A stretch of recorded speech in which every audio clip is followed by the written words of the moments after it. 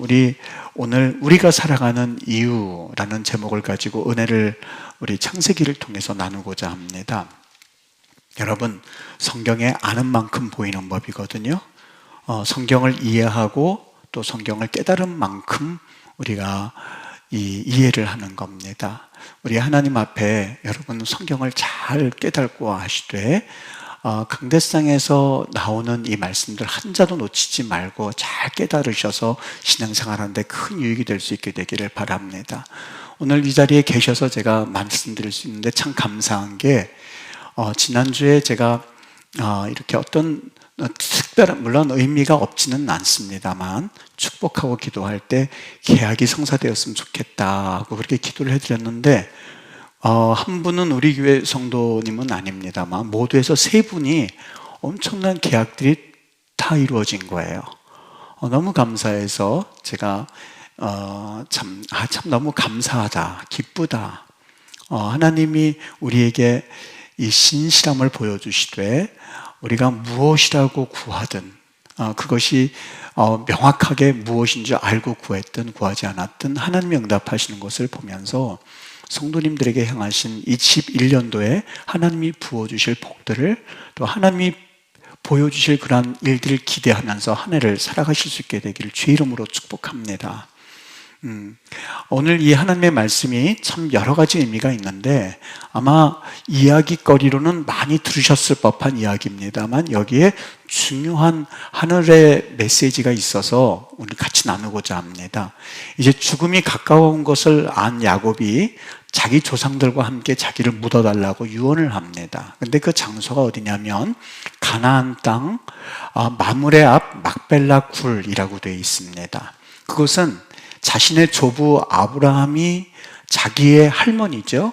그 아브라함의 아내 사라를 위해서 매장지로 샀던 곳입니다. 해쪽 속 에브론에게서 은 400세겔에 샀던 장소가 가나안에 있습니다. 오늘 야곱이 자기의 죽음이 가까워진 것을 안 그는 자기의 매장지를 거기에 택하고 그곳에 장사 지내달라고 하는 것이었죠.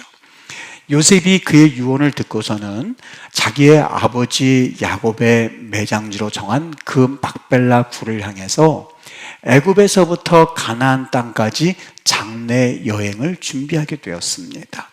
그 당시 우리가 잘 알고 있는 것처럼 이 요셉의 사회적 위치를 고려해보고 감안할 때에 수많은 사람들이 동원되었을 거다라고 하는 것은 사실상 짐작하는 것이 그렇게 어렵지가 않습니다. 그 모습이 무척이나 장엄해 보였을 겁니다.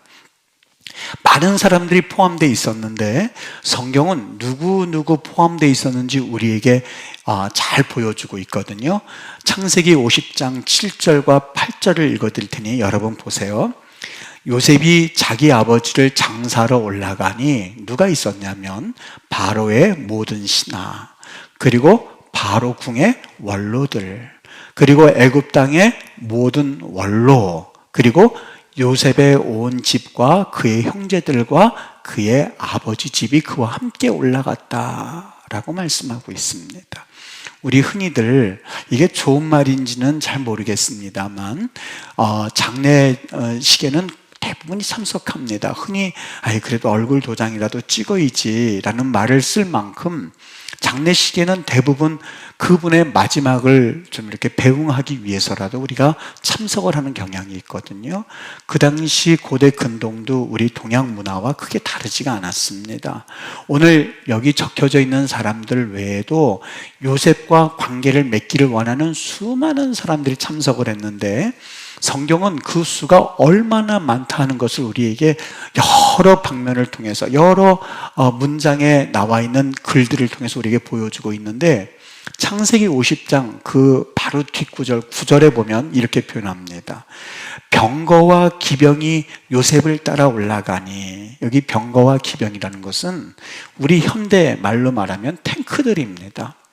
탱크들, 병거와 기병. 여러분, 아직 가나안 땅은 철기 문화가 아니었거든요.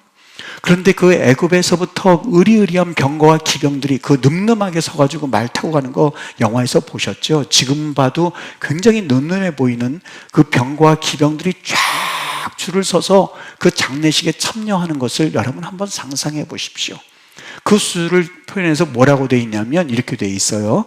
병거와 기병이 요셉을 따라 올라가니 그 때가 심히 컸더라.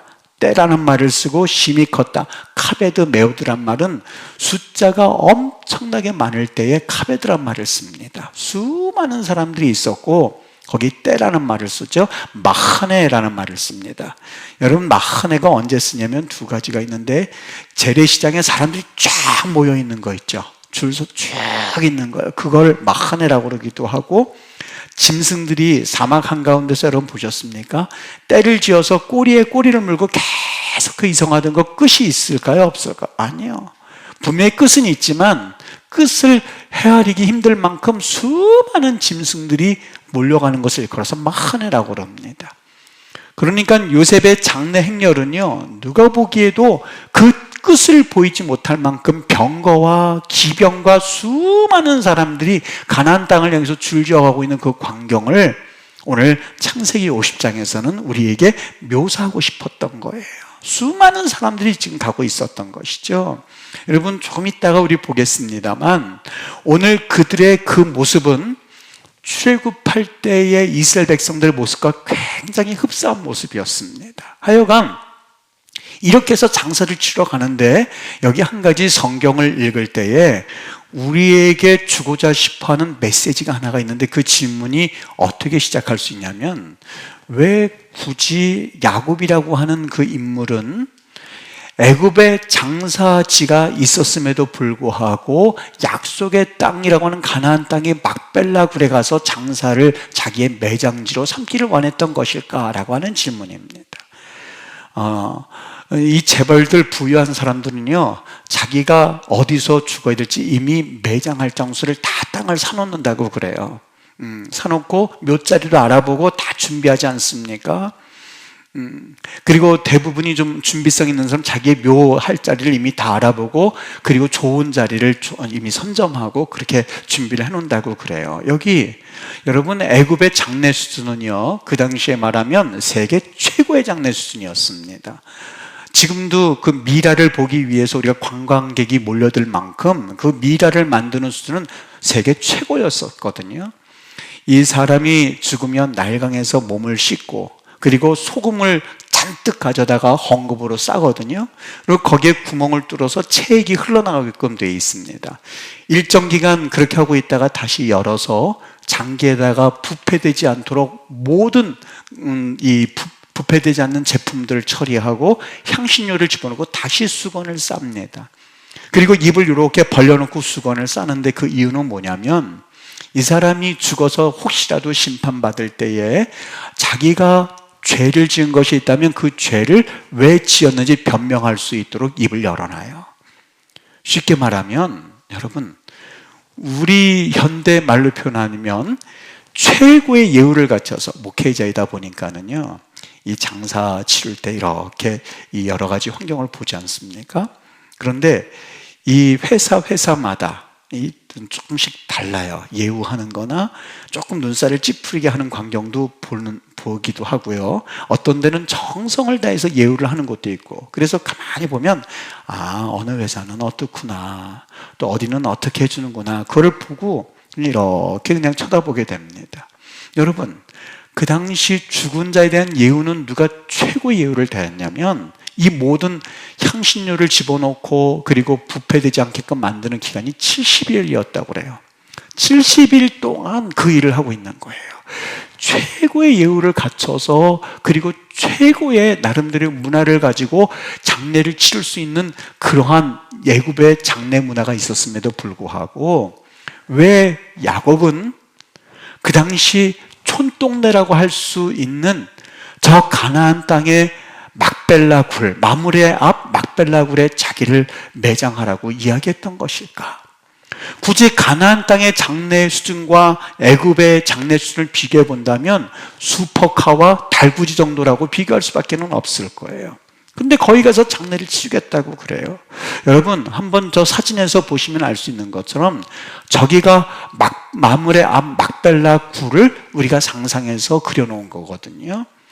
애굽의 고센 땅에 그래도 자기의 아들이요, 요셉이 애굽의 총리였었습니다. 바로가 죽었을 때 72일을 곡했던 것을 감안할 때에 야곱은 그가 죽었을 때 70일을 사람들이 곡을 했거든요. 바로와 비교해 봤을 때에 사실상 거의 차이가 없는 예우를 해서 이 야곱을 떠나보냈던 거예요. 요셉의 아버지니까는요. 여러분, 이 정도면 자기의 사후에 대해서 철저하게 책임을 지고 예우를 다하고 명당 자리를 제공할 수 있는 애굽에 나를 묻어줘 라고 하는 것은 인지상정이에요. 그런데 야곱은 그렇게 하지 않았어요.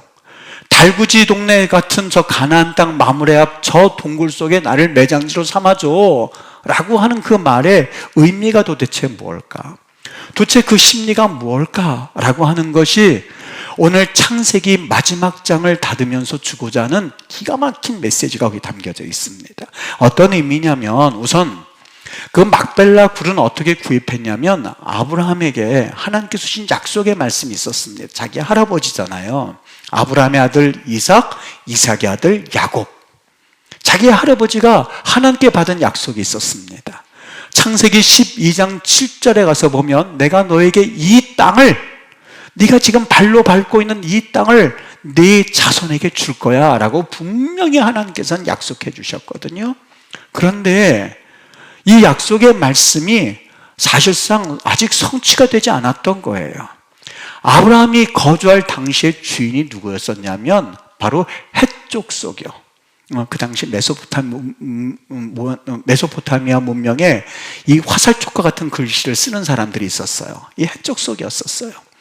그 사람들이 주인이었었는데 그들에게는 이 땅에서 살면서, 가나안 땅에 살면서 그 토지에 대한 매매를 이방인들에게는 절대로 하지 말라고 하는 나름대로의 법규가 있었어요. 근데 아브라함이 보니까 점잖거든요. 아브라함이 그래도 사람이 하나님을 믿는 사람이라 그런지 존경할 만했거든요. 아내가 죽었어요. 사회가 죽었어요. 아유, 여기 내가 이 아내가 죽었음에도 불구하고 그의 마음은요 찢어지듯이 아팠어요. 왜요? 하나님께서 이 땅을 우리에게 주신다고 분명히 약속하셨는데 내 아내 하나 매장할 땅이 없다는 것을 알고는 마음이 너무 아팠어요. 그러자 헷족속이 제시합니다. 여기에 우리 땅을 당신이 허락할 테니 여기에 매장하십시오. 매장하십시오. 그때에 이 아브라함이 다시 한번 그들에게 요구를 합니다. 이 매장을 소유지가 내게 좀 주어서 좀 매장을 할 수 있도록 해주십시오. 정식으로 그들에게 매매할 것을 요구했던 것이죠. 그런데 그들에게는 뭐가 없었어요? 이방인들에게는 땅을 팔지 않도록 금지된 법이, 부동산법이 있었던 거예요. 안 팔겠습니다. 파십시오. 안 팔겠습니다. 여러분, 아브라함의 심정을 생각해 보셨습니까?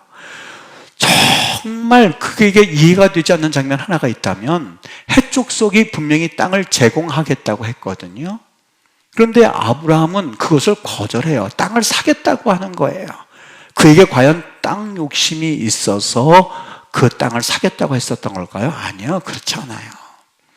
아브라함에게는요 하나님께서 주신 약속이 있었어요. 금방 창세기 12장 7절에서 너와 네 자손에게 주리라 하는 약속도 있었지만 또 한 번 받은 적이 있었어요. 창세기 13장 14절에서 17절에 가서 보면 하나님이 아브라함에게 동서남북을 바라보아라. 네가 어느 쪽을 바라보든지 네가 바라보는 쪽, 그리고 네가 발로 서 있는 땅을 너와 네 후손에게 줄 거야 라고 두 번이나 약속하셨음에도 불구하고 자기는 이 가나안 땅에서 약속의 성취를 경험하지 못했던 거예요. 하나님이 분명히 주신다고 하셨는데, 하나님이 분명히 약속하셨는데 그 하나님이 나는 물론이고 내 후손에게 땅을 주시는 약속의 성취가 소원해 보였던 거예요. 아직 멀었던 거예요. 한 평도 가지고 있지 않았으니.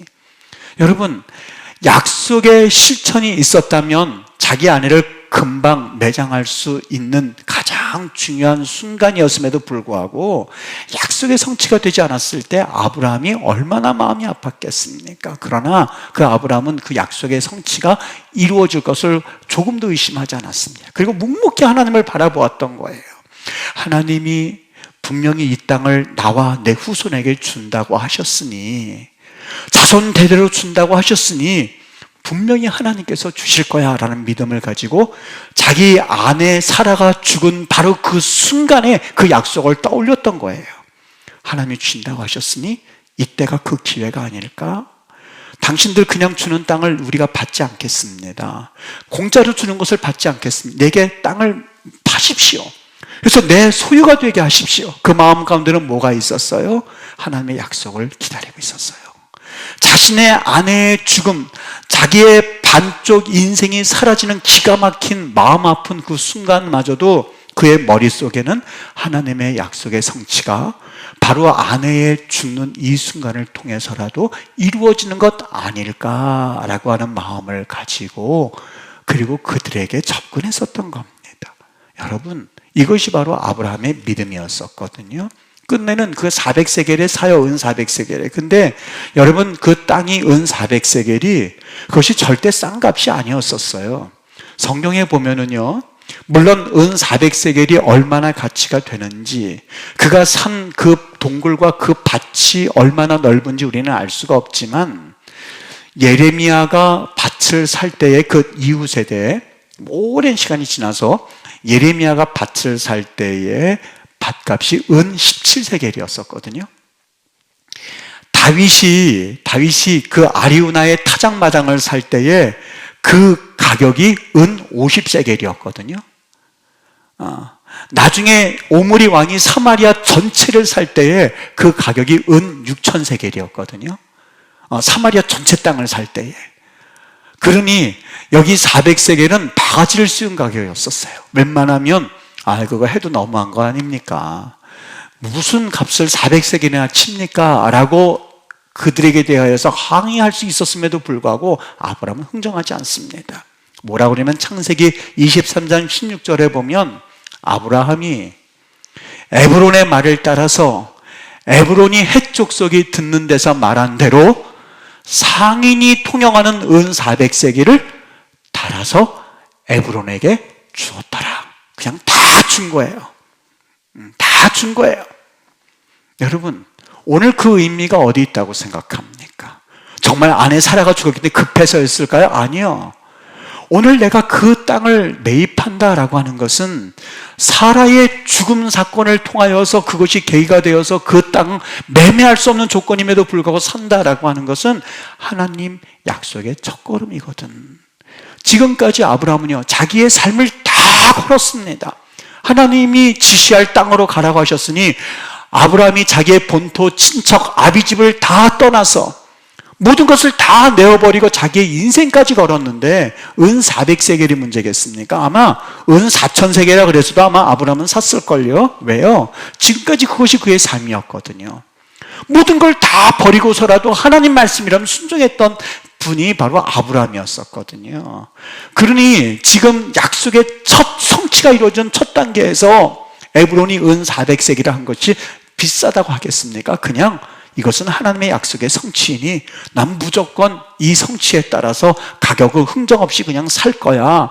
그 약속이 성취되는 그 첫 번째 발걸음에서부터 그의 후손들이 약속의 성취에 분명한 혜택자가 된다는 것을 아브라함은 직감할 수 있었던 거예요. 여러분, 이런 아브라함의 후손이었었어요. 야곱이었었어요. 야곱이 이러한 아브라함의 하나님의 약속의 성취를 기다리는 그 믿음의 후손으로서 여러분 지금 자기의 이제는 마지막이 다가오는 때였었어요. 죽음을 앞에 두고 있었어요. 앞에 보면 자기의 아들로 인하여서 애굽의 모든 매장지가 다 자기가 원하는 대로 갈 수 있는 매장지가 있었어요. 그럼에도 불구하고 그가 헤브론 땅 그리고 에브론에 있는 밭 막벨라 굴로 갈 수 있었던 것은 가기로 작정했던 것은 그 마음 가운데 하나님의 언약을 믿었던 거예요. 여러분 여기에 누가 묻혀 있는지 아십니까? 우리 창세기 금방 읽은 말씀 49장 31절에 보면 누구누구 장사되었는지 말씀하고 있거든요. 읽어드리니까 들어보세요. 아브라함과 그의 아내 사라가 거기 장사되었고 아브라함과 사라가 장사되었고 그리고 이삭과 그의 아내 리브가가 장사되었고 그 다음 누가 장사되었어요? 야곱의 아내 레아가 장사됐어요. 라헬은 어디 있을까요? 라헬은요? 라헬은 베들레헴에서 죽었어요. 베들레헴에서부터 지금 여기 이 막벨라 동굴까지는 차로 40분 정도 걸립니다. 한 걸어서는 8일 정도 걸리는 거리거든요. 여러분, 참 이상하죠? 야곱이 레아를 더 사랑했을까요? 라헬을 더 사랑했을까요? 라헬을 사랑했어요. 처음에 라헬을 위해서 7년 동안 봉사한다고 그러는데 자기의 삼촌 라반이 슬쩍 첫째 딸을 먼저 집어넣은 거예요. 아침에 아이고 깜짝이야, 누구야 봤더니 자기 언니였었어요. 레아였었어요. 두 번째 라헬을 위해서 14년간을 봉사하고 데려온 여인이었거든요. 라헬은 어디에 죽었냐면 베들레헴에서 지금 장사 지내고 있고, 이미 죽어서 거기에 묻혀 있고, 지금 막벨라 굴에는 누가 들어가 있어요? 레아가 들어가 있어요. 여러분, 오늘 흔히들 성경 공부할 때에 야곱이 막벨라 굴에 들어간 걸 보면서 속으로 통쾌하게 생각하는 자매들이 있거든요. 왜요? 확실히 죽을 때는 정부이냐 이렇게 생각할 때가 있어요. 아니에요. 오늘 성경에서 말하는 건 그걸 말하는 게 아니었었어요. 야곱이 왜 레아보다도 라헬 곁에 가서 묻히기를 원치 않았겠습니까? 그 마음은 일편단심 라헬이었었어요. 그의 아들 요셉으로 인해서 지금 그 라헬의 아들 요셉으로 인해서 혜택을 받고 있고, 요셉의 얼굴을 봐서라도 나 라헬 곁에 가서 묻어줘 하는 게 맞아요. 그럼에도 불구하고 그가 막벨라 굴 레아 곁에 가서 묻힐 수밖에 없었던 이유를 아십니까? 오직 하나입니다. 하나님의 약속의 성취예요. 하나님의 약속의 성취예요. 자기가 막벨라 굴에 들어감으로써 하나님의 약속이 어떻게 성취되는 그 놀라운 결과가 이루어지는데, 여러분 기억하십니까? 레아의 둘째 아들이 뭐예요? 유다였었어요. 유다의 아들들이 누굽니까? 마태복음 1장에 가서 보면 유다는 다말에게서 베레스와 세라를 낳고, 베라스는 헤스론을 낳고, 헤스론은 람을 낳고 쭉쭉쭉 나와서 유다에게서 다윗이 낳고, 다윗에게서 누가 나와요? 예수 그리스도가 나오는 거예요. 오늘 야곱은 심정적으로는, 감정적으로는 라헬 옆에 가서 묻히기를 사실상 원했을지도 몰라요. 그러나 자기의 생각과 자기의 감정에 앞선 것이 아니라 마지막 순간에는 하나님의 약속이었었어요.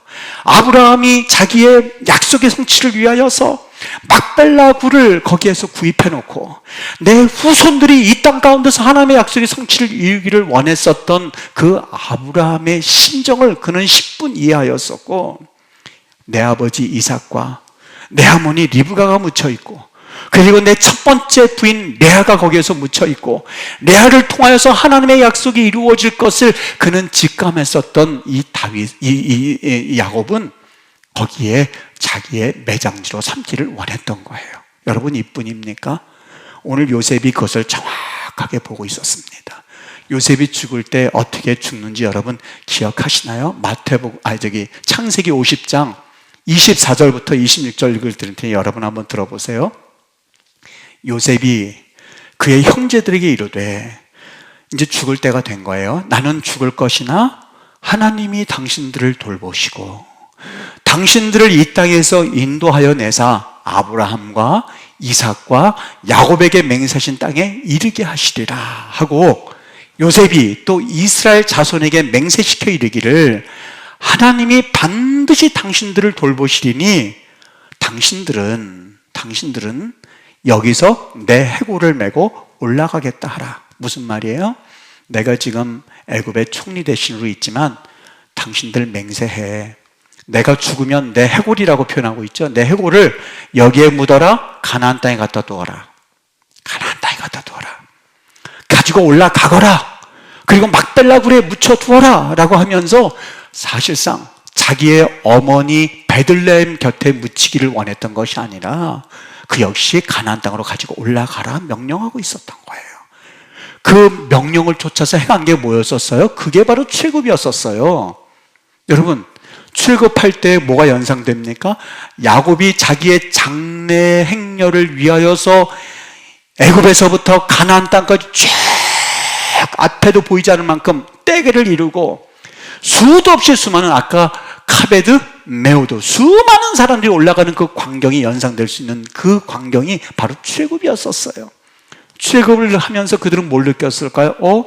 이거 어디서 많이 보던 장면인데, 어디서 보기는 예전에 우리의 조상 야곱이 장래 행렬을 다 꾸려가지고 가나안 땅으로 올라갈 때에 바로의 모든 대신들과 함께 올라가던 그 광경이 바로 출애굽이잖아. 그들은 그 출애굽을 진행시키면서 바로 이 모습을 연상했을지도 몰라요. 여러분, 이것이 바로 요셉의 모습이었었고 이것이 바로 야곱의 모습이었었거든요. 사실상 여러분, 이 출애굽과 야곱의 장래 행렬과 비슷한 점이 얼마나 많은지 몰라요. 여러분, 그 쭉 올라갈 때에 그들이 곡을 하지 않습니까? 가나안 사람들이 그 광경을 보면서, 그 곡하는 장면을 보면서 이름을 뭐라고 말하냐면요, 아벨 미스라임이라고 이름을 줘요. 아벨은 곡하다란 뜻이고 미스라임은 애굽이란 뜻입니다. 애굽 사람들이 곡을 하니까 얼마나 그게 장관이겠어요. 기병대들이 가면서 곡하는데 얼마나 장관이겠어요. 아벨 미스라임 이름을 줘놓습니다. 그런데 똑같이 출애굽할 때도 역시 애굽 사람들이 곡을 했어요. 어떻게 해요? 10번째 재앙 가운데서 장자의 죽음이 있었을 때 그들이 엄청나게 곡을 하고 나서는 이스라엘 백성들이 출애굽하지 않았습니까? 오늘 성경에서 한 가지 주고자 하는 분명한 메시지가 있습니다. 야곱은 젊었을 때는 남의 것을 빼앗으면서 살아가는 인생이었을지 몰라요. 그것이 그의 인생이었었어요. 그러나 그의 인생이 조금씩 나이가 들어서 하나님 나라에 갈 때는 기가 막힌 결단을 하는데, 그 결단은 뭐예요? 하나님 약속의 성취, 그거 하나님을 바라보면서 살았던 그 마지막 인생을 그렇게 결론 짓고 있는 야곱의 모습을 보게 됩니다. 우리 이 쇼트트랙 경기에서 보면은요, 우승하기 위해서는 남보다 빨리 뛰어야만 합니다. 그냥 얼마나 빠른지 몰라요. 스피드 스케이팅이니까는요. 근데 그런 경우가 거의 물론 종종 일어나기는 해요. 남보다 빨리 뛰어서 1등으로 들어왔는데 1등이 되지 못하는 경우가 있습니다. 언제냐면 아무리 빨리 돌긴 돌아도 다른 사람을 만졌다든지 터치했다든지 밀었다든지 하면 그것이 실격 처리가 돼서 1등은 제하고 2등이 1등 되고 3등이 2등 되는 경우를 종종 보셨을 겁니다. 여러분, 스피드 스케이팅 그 쇼트트랙 경기에서는요, 그런 경우가 얼마나 많은지 모릅니다. 그런데 우리 인생도 그런 경우가 참 많이 있습니다. 많은 사람들이 빨리 뛰고 빨리 성공하고 남보다 더 앞서가는 데만 관심을 가지고 열심히 달리기는 합니다만은 어디로 달려야 될지, 어떻게 달려야 될지 알지 못한 채 관심이 없어서 대부분 엉뚱한 곳으로 달리고 반칙함으로써 인생의 경기 1등으로 들어온 것 같은데 하나님은 1등으로 여기지 않는 경우가 바로 거기에 있습니다. 여러분들이 인생에는요, 반드시 목적이 있기 마련이거든요. 목적이 없이 태어나는 인생은 한 인생도 없습니다. 저도 마찬가지지만 여러분들도 역시 목적을 가지고 하나님께서 이 땅에 보내주셨어요. 세상의 모든 존재하는 그 존재는요, 목적대로 존재할 때야만 그 가치를 인정받을 수 있는 법이거든요. 그 존재가 목적을 상실하게 되면 그 가치는 없어지는 것과 마찬가지예요. 여러분, 이거 마이크요. 마이크가 제 얼굴에 붙어 있는 이유는 내 목소리를 여기에 전달하여서 소리로 나오게끔 하는 그 목적을 달성하고 있기 때문에 제 얼굴에 붙어 있을 수가 있습니다. 만일 그 목적을 달성하지 못하면 저는 이 마이크를 여기에 붙이고 다니는 이유가 없습니다. 그냥 띄어서 버리든지 없애든지 할 겁니다. 이 마이크의 존재 목적은, 이 마이크가 여기에 붙어 있는 이유는 목소리를 전달하기 위함이에요. 여러분, 우리의 존재 가치는 그 사람이 얼마나 높으냐, 그 사람이 얼마나 가지고 있느냐, 그 사람이 어떤 위치에 있느냐, 성공했느냐에 따라 달려있지 않습니다. 세상이 가져다주는 가치관이기 때문에 그럴수는 모릅니다만 하나님 나라 가치관은 절대 그렇지가 않습니다. 내 존재 목적의 가치는 나를 존재하게 하시는 하나님이 정하시는 거거든요. 정말 잘 사는 사람, 정말 훌륭한 사람이 되기를 원한다면 세상에서는 먼저 달리는 것이 1등이라고 말하고 있지만 하나님 나라에서는 하나님이 나를 있게 하신 존재 목적대로 살아갈 때 비로소 그 사람을 1등이라고 봅니다. 우리 주님께서 그런 삶을 살지 않으셨습니까? 주님 하나님 내 뜻대로 마옵시고, 여기 내 뜻이라는 것은 뭘 말할까요? 야곱도 마음 심적으로는 라헬과 곁에 가서 묻히기를 원했을 거예요. 아마 요셉도 동일했을걸요. 왜요? 내가 사랑했기 때문에, 내가 그동안 내 생각과 정이 있었기 때문에 거기에 묻히는 것을 원했을지 몰라요. 그러나 야곱의 마지막 인생은 그렇게 살지 않아요. 그가 살아가는 목적과 이유가 하나님 나라에 있었음을 그는 분명히 했어요. 그렇게 결단해요. 막벨라굴로. 왜요? 거기에 뭐가 있었기 때문에. 하나님 약속의 성취가 있었고, 거기에 뭐가 있었기 때문에.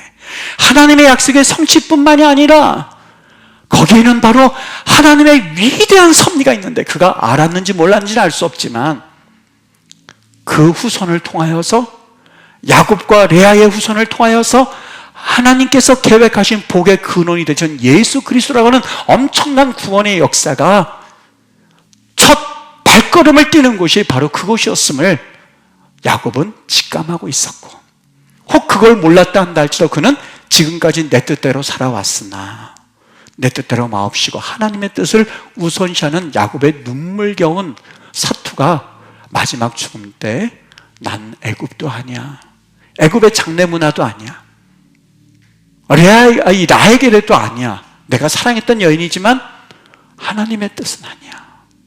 하나님의 뜻은 저 막벨라굴에 들어가서, 저 믿음의 선조들과 가서, 약속의 첫 발걸음이 시작되는 저 땅에 들어가서 훗날 이스라엘 백성들이 아브라함의 하나님, 이삭의 하나님, 야곱의 하나님이라고 불려줄 수 있기를 원해 라고 하는 것이 그의 심정이었었던 거예요. 예수님이 요한복음 21장 18절에 베드로에게 이런 예언을 해주시죠. 네가 젊어서는 스스로 띠뛰고 원하는 곳으로 다녔거니와, 띠를 띠고 옷을 입고 네가 원하는 곳에 가고 그렇게 살았지만 늙어서는 네 팔을 벌리리니, 십자가에 달려 죽을 것을 의미한다고 보기도 하고, 네 팔을 벌린다는 것은 다른 사람이 옷을 입혀주고 다른 사람이 띠를 띄워주는 걸 상징한다고 말하기도 해요. 여러분, 베드로가 실제 어떻게 죽었는지 아시죠? AD 64년에 네로 황제 박해 사건 때 바티칸에서 그가 십자가에 매달려 죽을 상황에 처하게 됩니다. 베드로가 그들에게 말합니다. 우리 예수님도 십자가에 못 박혀 죽으셨는데 내가 어떻게 십자가에 못 박혀서 그대로 죽을 수가 있어요? 나를 거꾸로 매달아 주세요. 그래서 그가 거꾸로 매달려서 십자가 못 박혀 죽었습니다. 젊었을 때는 스스로 띠뛰고 원하는 곳으로 다녔거니와 늙어서는 네 팔을 벌리리니 남이 내게 띠띠우고 원하지 않는 곳으로 데려가리라. 여러분, 이것이 바로 베드로의 마지막 삶이었습니다. 가만히 말씀을 준비하다가 하나님이 저에게도 그 말씀을 해주셨어요. 야, 이 목사야, 과거에는 네 마음이 가는 대로, 과거에는 네가 마음에 원하는 대로 살았느냐? 사역 몇 년 남았니? 몇 년 남았습니다. 이거 마지막 사역을 네가 원하는 것이 아닌, 정말 예수님이 기도하셨던 것처럼 하나님, 내 뜻대로 말고 내 감정과 내 생각과 내 보기 좋은 대로가 아닌 하나님의 뜻대로 움직일 수 있겠니? 라고 말씀하시는 것 같았어요. 여러분, 어떻게 살아오셨습니까? 지금까지요. 어떻게 살아온 인생이었습니까? 내가 원하는 대로 가서 내가 원하는 일을 해보고 내가 원하는 그런 일들을 마음껏 즐기다가 입술로는 하나님의 나라가 이루어지기를, 입술로는 하나님의 뜻이 이루어지기를 매번 내가 기도는 하였지만 내 삶은 그저 내가 원하는 삶을 가지고 살아왔다면 여러분, 그 인생을 언제까지 그렇게 사시겠습니까? 야곱은 앞에 젊었을 때는 자기가 띠뛰고 사는 인생이었을지 모르지만 마지막은 달랐어요. 마지막까지도 화려하게 애굽에 남아서 그들의 장래 문화를 즐기면서 자기의 마지막 가는 길을 그렇게 사람들에게 대우를 받으면서 살기를 원했을지는 모르겠지만 그의 심정 가운데 그런 것들이 왜 다가오진 않았겠습니까? 아마는 그는 하나님 앞에 다시 한번 분명하게 살아가는 이유를 분명하게 했어요. 내 살아가는 이유는, 내가 지금까지 산 이유는, 내가 존재하는 목적은 막벨라굴이야. 하나님의 약속의 첫 번째 성취가 이루어지고 그 하나님의 약속의 성취를 통해서 우리 후손들이 그 약속을 이룰 그 땅이야 라고 하면서 그 길을 짚었을 때에 여러분, 여기에 바로 야곱의 위대함이 있었고 이스라엘 백성들이 지금도 아브라함의 하나님, 이삭의 하나님, 야곱의 하나님이라고 부르는 이유가 됩니다. 여러분, 놀랍죠? 야곱의 이러한 결단은 요셉으로 하여금 내 해골을 메고 가나안 땅으로 올라가라 라고 유언해 주었고, 창세기에서 그렇게 미완성으로 끝나요. 아니, 아직 성취가 안 됐네. 그 성취는 어디에서 이루어져요? 출애굽에서요. 모세를 통해서요. 이스라엘 백성들 가나안 땅으로 가자 라고 했을 때 그들의 첫 번째 유품이 뭔지 아십니까? 요셉의 해골이었었어요. 그들의 조상의 해골이었었어요. 요셉이 그토록 원했고 요셉이 가나안 땅으로 했으니 그래 가자. 어디로? 막벨라굴, 우리 조상들이 묻혀있는 그 땅으로 가자라고 했던 것이 바로 출애굽의 역사였었어요. 여러분, 하나님의 나라는 어느 날 갑자기 막 생겨나는 게 아니에요. 누군가는 씨를 뿌려요. 누군가는 눈물을 흘려요. 누군가는 하나님 앞에 희생을 해요. 그것이 하나의 씨앗이 되고 그것이 하나의 첫 발걸음이 되고 그것이 눈물의 씨앗이 기쁨으로 거둘 때까지는 하나님의 역사는 쉬지 아니하고 하나님 물려받기는 쉬지 아니하고 도는 것, 이것이 바로 하나님의 역사입니다. 여러분들 가운데 난 뭐야 아직까지 열매가 이렇게 안 맺히지, 실족하지 마세요. 하나님은 살아계신 하나님입니다. 뿌리는 단계예요. 뿌리는 단계예요.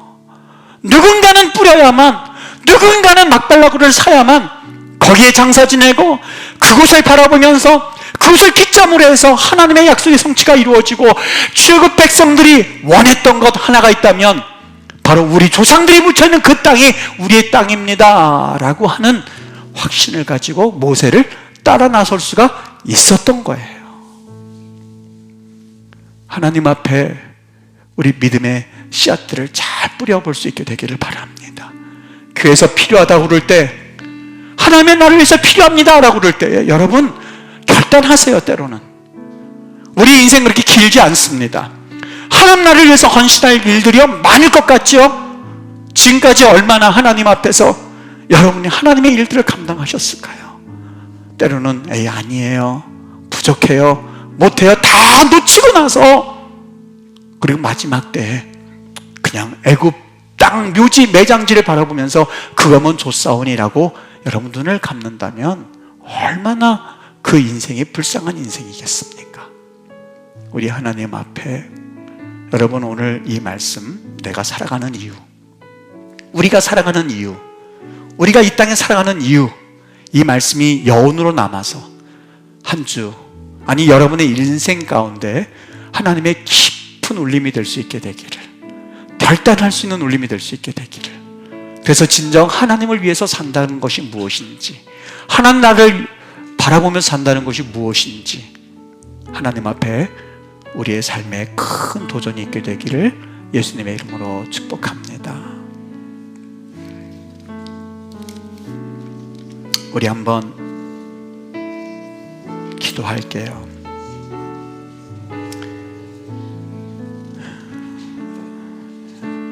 나를 위해서는 애굽의 매장지를 바라보면서 지금까지 살아온 인생이었다면 정말 하나님을 위해서는 이거면 충분해 라고 하는 그런 마음으로 혹 살지는 않았습니까?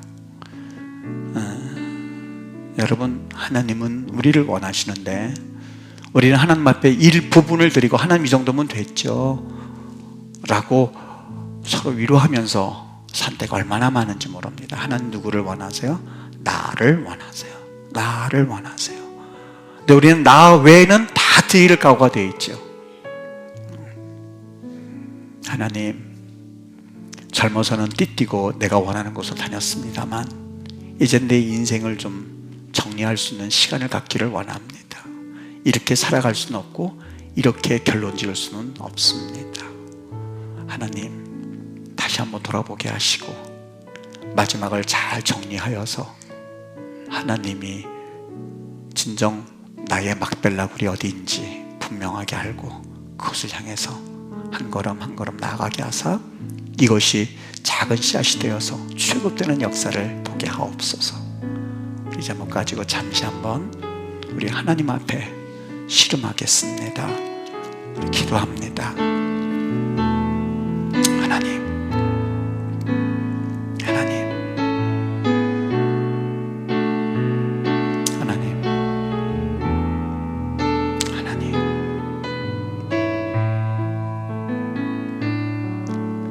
하나님.